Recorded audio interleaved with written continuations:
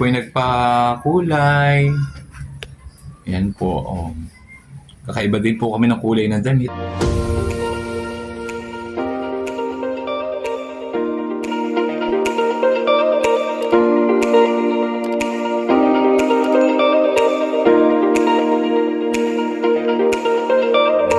Hello po mga kaibigan. Narito po ako sa harapan po ng aming bahay. Hinihintay ko po yung aking pong BFF.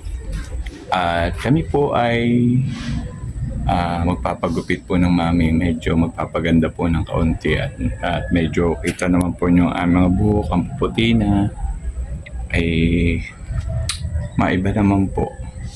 Ari pong BFF kong dadating ay matagal ko na pong kaibigan. Nakakatuwa po na hindi man po kami madalas magkita ay isang chat ko lang po at pag po siya hindi busy ay ako po ay ginugupitan po niya kaming mag-ina. Kaya po nakakatuwa.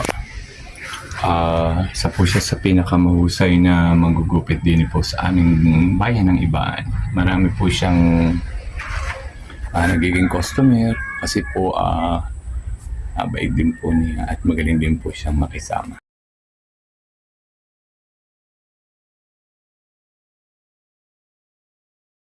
Dumating na po ang aking BFF. Ito po ang kanyang simpleng sasakyan, nakakatawa po.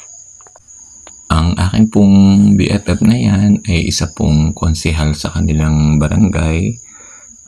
Isa po siya sa mahusay na konsehal sa kanilang barangay. Marami po yung natutulungan.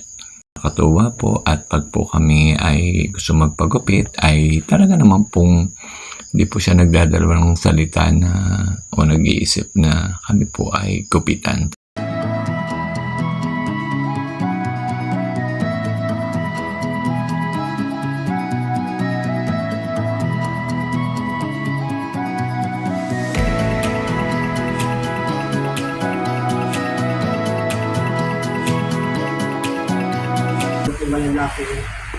O ayan po, ang mami po ang pinakamadaldal. Sige, daldal nyo ng lahat sa BFF ko.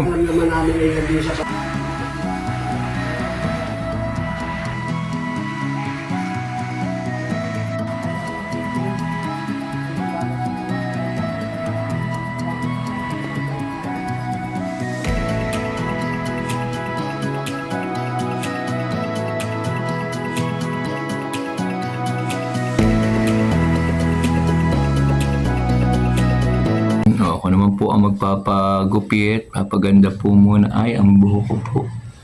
Grabe na po.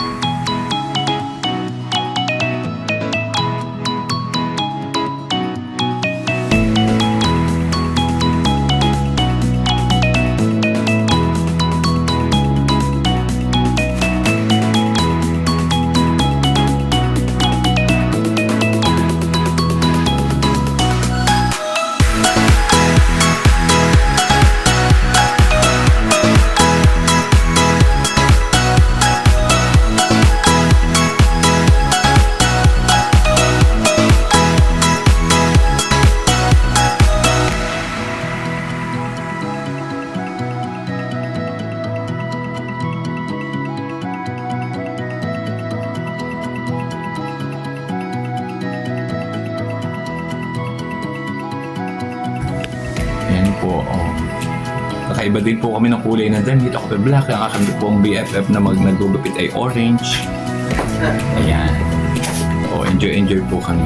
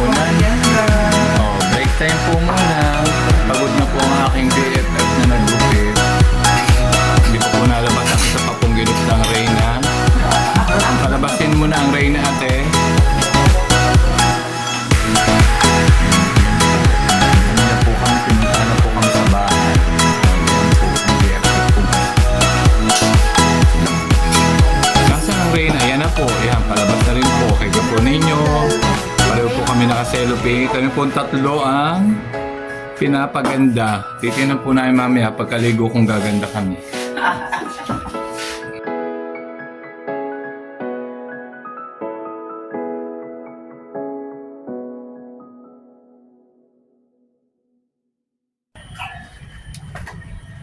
BFF, kaway ka. Hello. Tinan mo po ako, nakaplastic po ako ng bago nagpakulay po, titignan po. Kailangan ko pong magpaganda ng magandang maganda.